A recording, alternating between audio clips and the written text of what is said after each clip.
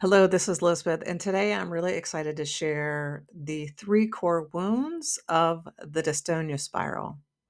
Now, as someone who has been navigating cervical dystonia myself for quite a while, and someone who coaches and guides women who are also navigating cervical dystonia, I have come to realize there is this sort of spiral that gets created, and it has three succinct, specific aspects to it.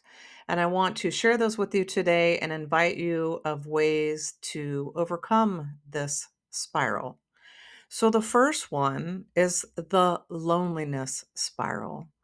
This is feeling completely misunderstood and isolated. Cervical dystonia is an extremely complex neurological disorder that, of course, is coming from the brain and is influencing how your body moves in space.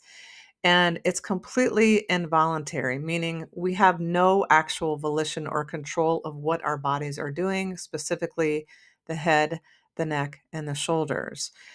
And if that weren't enough, that causes a lot of pain and self consciousness and anxiety, especially socially.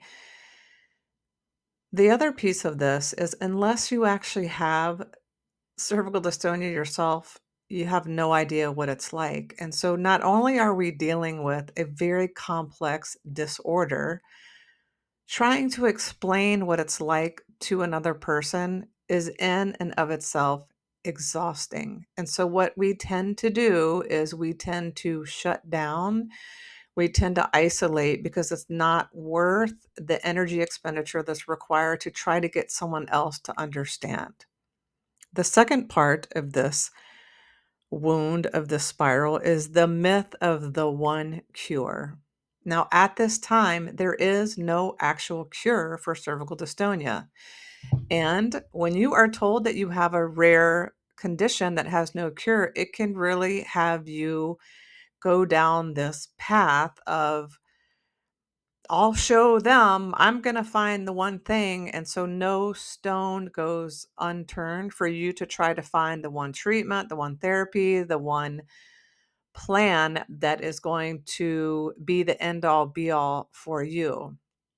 And that is a very dangerous, slippery slope because it just is not true. And then the third wound that tends to probably come more towards the end of this experience is identity and flux. And that really, especially in what I see in working with women in my own experience, is this extreme emotional pain that comes with disconnecting from our joy, from our pleasure, and from play. And as a result, we start to lose hope, we lose energy, we stop making plans with people, and we literally become a shell of ourselves. And I'm sharing this with you so that you know that you are not alone on your journey. I have a front row seat. I have the very expensive seats as I am navigating this myself as well.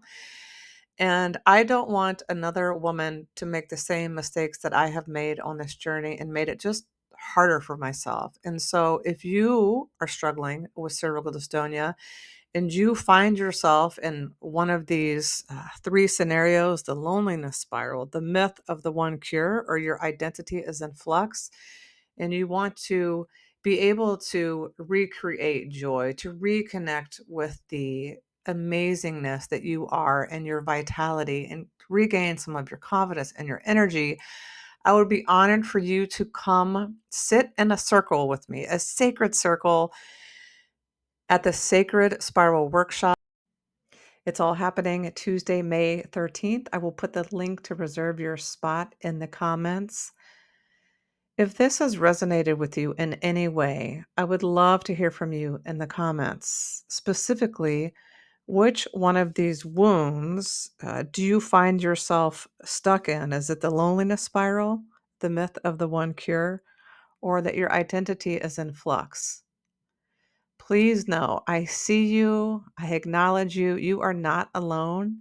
And if you're ready to receive support and learn how to dance with your cervical dystonia and find more ease, peace, and joy in the day to day, I would be honored to see you.